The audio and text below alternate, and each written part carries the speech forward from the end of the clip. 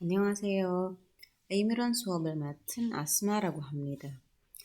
Baik, pertemuan kali ini kita akan membahas tentang 한국어의 에이미런 연구 atau penelitian semantik dalam bahasa Korea. Baik, ini adalah pokok bahasan kita pada kali ini. Sebelum membahas tentang penelitian semantik, kita akan membahas tentang hubungan antara linguistik dengan 에이미런 atau semantik itu apa gitu kan. Lalu 의미 연구의 흐름. Jadi pergerakan atau sejarah penelitian makna itu seperti apa gitu kan. Mulai dari awalnya ada penelitian semantik hingga saat ini itu seperti apa gitu. 의미 연구의 흐름. Terus yang ketiga gitu kan, cakupan penelitian semantik itu apa saja gitu kan. Jadi ketiga hal ini akan kita bahas dalam pertemuan kita kali ini. Baik, yang pertama 언어학과 에이미런. Oke, sebelum membahas tentang 에이미런 itu apa, semantik itu apa gitu kan. Sebelumnya kita akan membahas tentang 언어의 연구 atau penelitian bahasa gitu atau penelitian linguistik. Secara garis besar penelitian linguistik itu bisa dibagi menjadi 3. Yang pertama pembahasan mengenai emsong atau emun gitu, yaitu fon atau fonem, intinya terkait bunyi, dan itu biasanya dikaji dalam bidang fonologi atau emun-nun.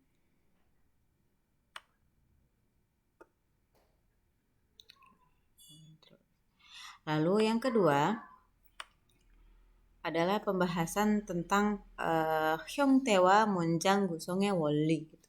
Ini 단어 형태 ya gitu. Jadi bentuk kata gitu, dan juga prinsip penyusunan kalimat itu seperti apa gitu kan. Kalau untuk bentuk kata itu diteliti dalam morfologi, sedangkan untuk prinsip kalimat, penyusunan kalimat, struktur kalimat itu biasanya diteliti dalam sintaksis gitu. Dan keduanya morfologi dan sintaksis itu digabung menjadi satu biasanya dalam keilmuan yang disebut dengan 문법론. Dan yang terakhir ya tentang makna 의미, dan itu diteliti oleh 에이미런. Jadi secara garis besar penelitian bahasa itu ada dalam ketiga hal ini gitu. Jadi ya kalau tidak meneliti bunyi, meneliti kata, meneliti kalimat, struktur kalimat, atau meneliti makna gitu kan. Jadi meneliti 3 hal ini gitu. Nah, lalu 에이미런 itu apa? Semantik itu apa? 언어의 의미를 연구하는 언어학의 하위 영역이다. Jadi cabang linguistik yang meneliti tentang makna dari bahasa gitu, makna kata, makna bahasa gitu kan. Dan 의미로는 사고와 직접 관련을 맺고 있다 gitu. Jadi semantik itu berkaitan langsung dengan sago. Sago di sini adalah pemikiran manusia.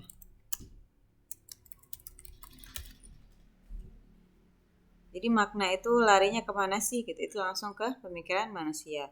Sebelum kita ke ilban 에이미런 dengan 언어학적 에이미런, kita akan melihat bagan ini dulu. Seperti yang dilihat di sini ada emunnon, 문법론, 에이미런 gitu. Lalu di sini ada emsong, ada sago. Gitu. Jadi penelitian bunyi atau emunnon itu biasanya berkaitan langsung dengan emsong, dengan bunyi gitu, dengan fon gitu. Jadi fonologi, fonetik itu ya pasti berkaitan langsung dengan bunyi. Kita mendengarkan suatu ucapan, ujaran itu nanti ditelitinya dalam emunnon gitu. Lalu 에이미런, makna itu biasanya langsung berkaitan dengan sago atau pemikiran manusia gitu. Jadi makna itu yang langsung yang apa yang memang ada dalam otak manusia, pemikiran manusia gitu.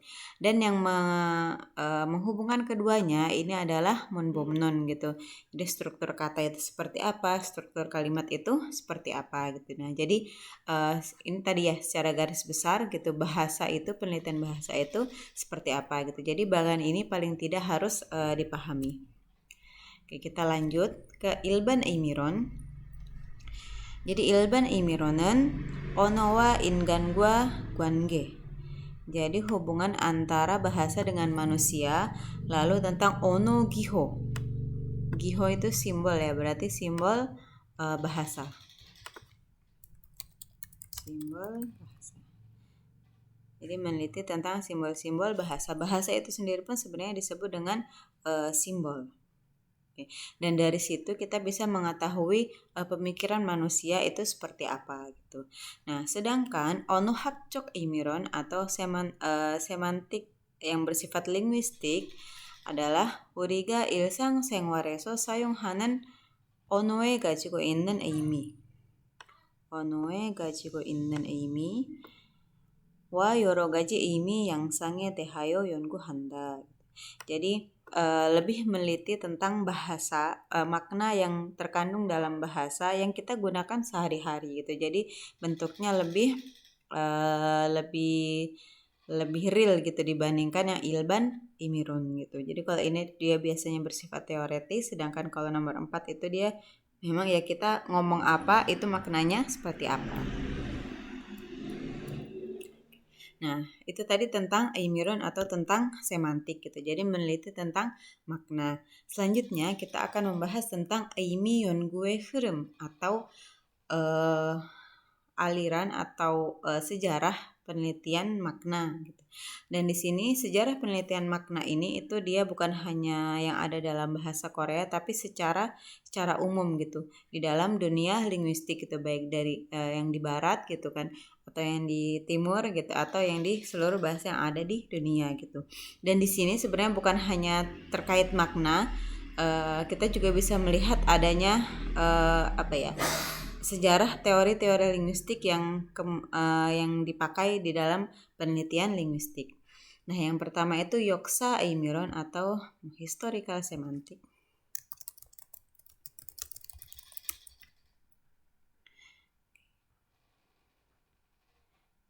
Nah, jadi sebenarnya sebelum ada pembahasan tentang makna, penelitian linguistik itu awalnya itu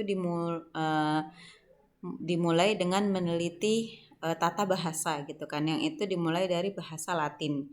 Jadi bahasa Latin itu memang terkenal dengan sistem tata bahasanya yang cukup kompleks gitu, dan itu ilmuwan linguistik awalnya itu meneliti lebih ke sistem tata bahasanya dengan objeknya itu yaitu bahasa Latin gitu.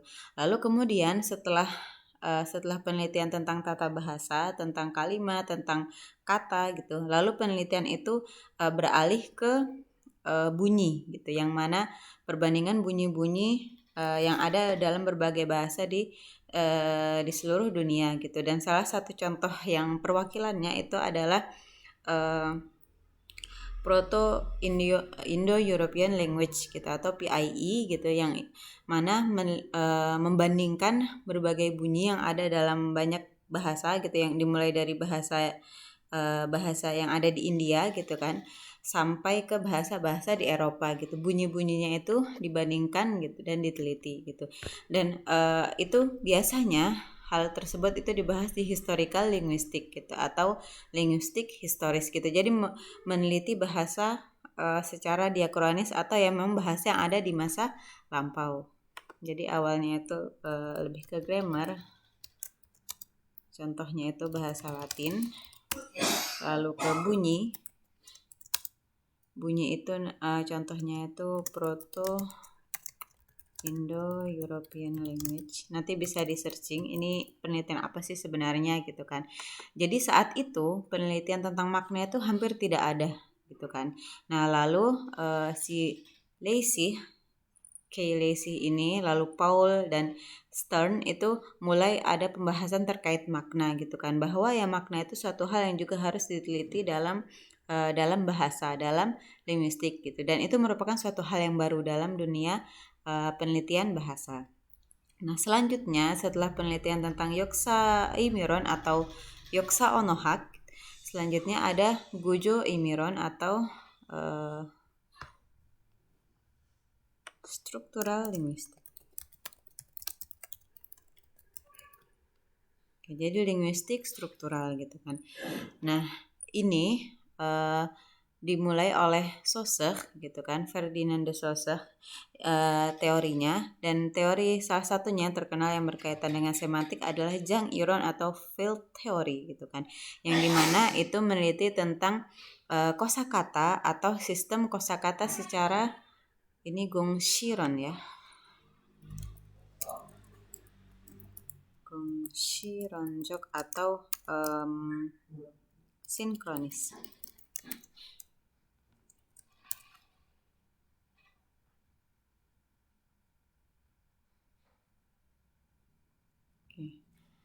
Jadi meneliti kata itu secara real gitu, yang memang sekarang itu sedang berlangsung, kata-kata yang memang kita gunakan saat ini gitu kan.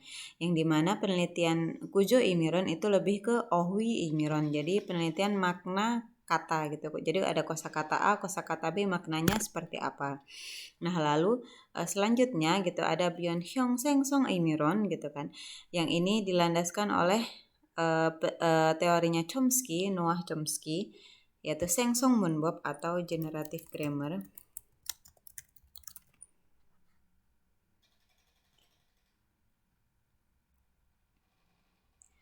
Dan itu kalau sebelumnya penelitian Sosek itu lebih ke makna yang ada dalam suatu kata, kalau Chomsky itu lebih ke Tongsa Emiron atau makna secara sintaksis gitu. Jadi makna yang ada dalam struktur kalimat gitu. Dan untuk Chomsky ini salah satu potongan teorinya terkenal adalah bahwa kemampuan bahasa seseorang itu memang sudah ada gitu kan sejak lahir, dan yang di sini ada simcheng gojo. Jadi ada struktur dalam gitu yang memang ada dalam otak kita. Semuanya ada kosakata, ada tata bahasa, itu semua sudah di setting di sana gitu kan, dan tidak ada perubahan makna. Jadi memang sangat untuk Chomsky ini memang sangat teknis dan sangat struktural gitu. Nah, selanjutnya ada Hwayongnun atau pragmatik. Nah, pragmatik ini itu mulai ciri khasnya adalah kaitan antara hwaja, chongja. Hwaja itu penutur, lalu chongja itu yang mendengar atau mitra tutur gitu kan. Jadi ketika kita berkomunikasi pasti ada yang ngomong dan ada yang mendengarkan, ada lawan bicaranya gitu. Dan itu pragmatik itu terkait itu gitu. Apa sih hubungan antara penutur dan mitra tuturnya gitu. Maka ada teori yang terkenalnya yaitu speech act atau tindak tutur yang digagas oleh Austin lalu oleh Searle lalu Gris itu lebih ke implikator gitu kan. Yang pragmatik itu lebih ke itu ya, cirinya adalah ada hwaja, ada chongja. Selanjutnya di sini ada Hyongshik Imiron atau formal semantik oleh Montague gitu kan. Di sini lebih ke bahasa atau makna secara ada formatnya gitu kan, seperti itu. Nah, lalu yang keenam ada Inji Imiron, ini yang termasuk yang terbaru gitu ya, yaitu kognitif semantik yang merupakan bagian dari Inji Onohak atau kognitif linguistik gitu. Jadi kalau sebelumnya bahasa itu lebih dibahas sebagai sistem gitu, maka dalam Inji Imiron bahasa itu atau makna itu lebih dibahas sebagai pemikiran manusia gitu, ada hubungannya dengan pengalaman, ada genyom cege sistem konsep, lalu ada kyongom pengalaman, pengetahuan tentang dunia, dan juga latar belakang budaya gitu kan. Jadi makna itu tidak bisa hanya sekedar dari bahasanya tapi juga dari pemikiran manusia gitu. Dan ini merupakan penelitian yang terbaru gitu. Biasanya penelitian itu lebih ke sini gitu. Dan ini karena namanya Hurem gitu, maka yang awalnya itu Yoksa Imiron lalu beralih ke Gujo Imiron, lalu Byon Hyung Seng Song Imiron, Hwayongnun, meskipun Hwayongnun ini masih juga dipakai ya, lalu Hyongshik Imiron, dan yang terakhir ini Inji Imiron gitu. Nah, maka kalau sebelumnya saat membahas sintaksis, morfologi dan lain-lain itu jarang membahas tentang teori, meskipun sebenarnya ada gitu kan. Tapi kalau kita sudah masuk ke ranah semantik itu akan sangat tergantung kepada kita mau pakai teorinya siapa, sudut pandangnya siapa.